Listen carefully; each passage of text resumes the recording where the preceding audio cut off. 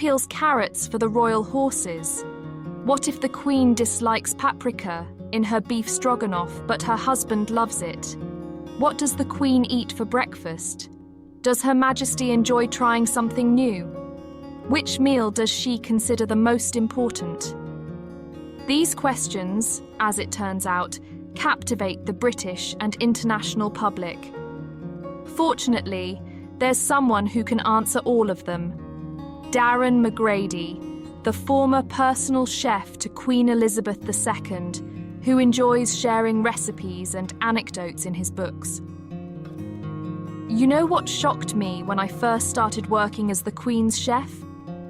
My initial task wasn't preparing banquets for kings, queens, and presidents as I'd expected. Strangely enough, I was chopping beef, liver, and chicken for the Queen's 12 corgis. I later learned that, in the Queen's eyes, this meal was among the most important, McGrady recalls. The former personal chef to Queen Elizabeth II has a knack for sharing his memories with the same flair as he once cooked for Her Majesty, her family, and their guests. Darren McGrady's YouTube channel is immensely popular, not just among the British. In his videos, McGrady leisurely prepares dishes from the royal menu while weaving in intriguing, amusing, and surprising stories from his time in service. As McGrady recounts, he joined Buckingham Palace in 1982 as a 20-year-old. His previous experience at the prestigious Savoy Hotel, where he had risen to the position of sauce chef at a young age, helped him secure the role.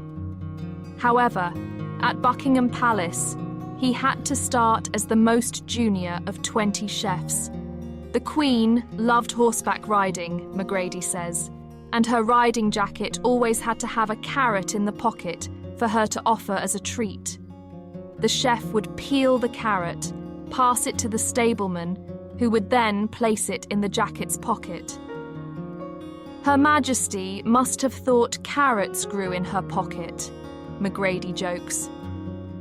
Over time, Darren became adept at his duties, including managing 6 pans simultaneously to cook 200 servings of pancakes for the royal family and palace staff.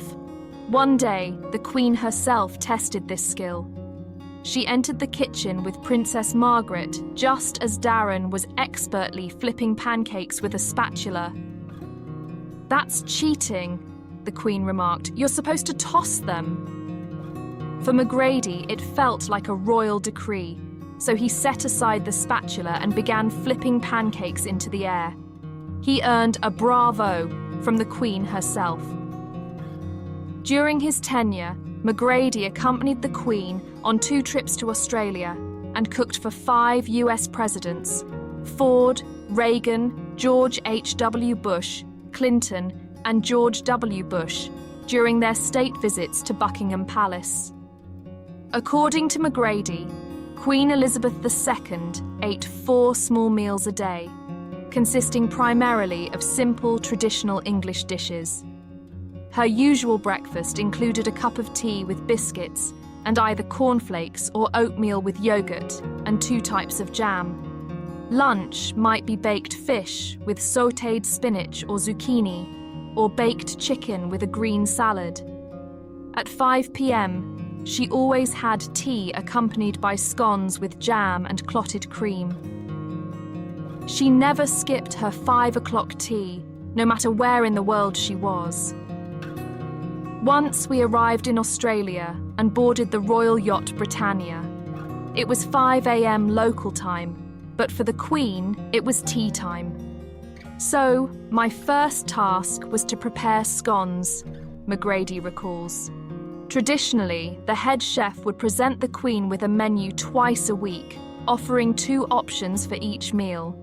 She would select her preferences, cross out unwanted items, and add recommendations for guests' favourite dishes. For instance, if Prince Andrew was dining, his favourite orange crème brûlée would be prepared.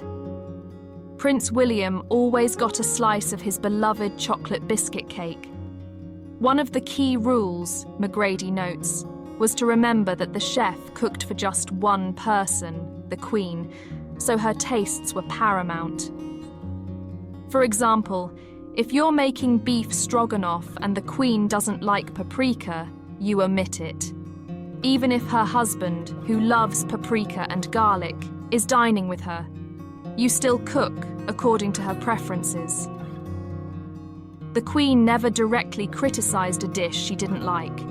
Instead, she would note it in a special book, indicating she didn't wish to have it again.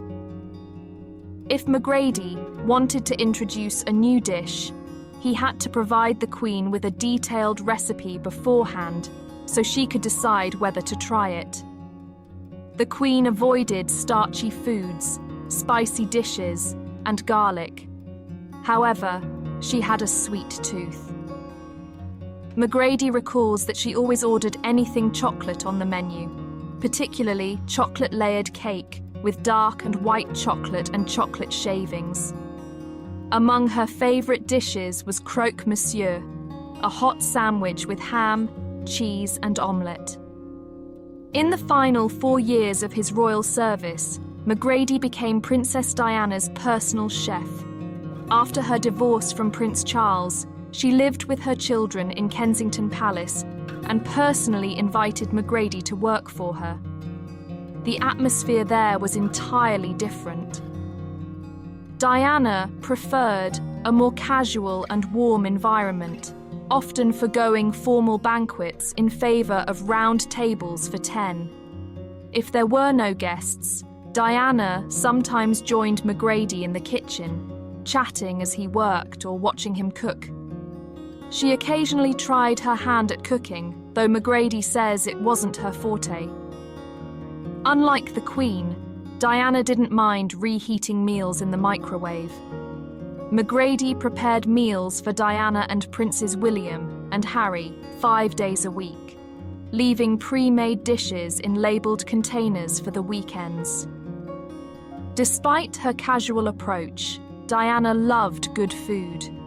Among her favourite dishes were traditional English bread pudding with raisins, stuffed peppers with eggplant, zucchini parmesan and mozzarella, and chilled lobster mousse with tomatoes and dill. She preferred poultry, fish, and vegetables to red meat. McGrady's tenure with Diana ended tragically in 1997. On the evening of August 31st, when she died in a car accident, he had prepared dinner for her and was awaiting her return. A return that never came. If you enjoy our videos, don't forget to give us a like and subscribe to our channel. Thank you for watching and stay tuned for the latest updates on the royal family with us.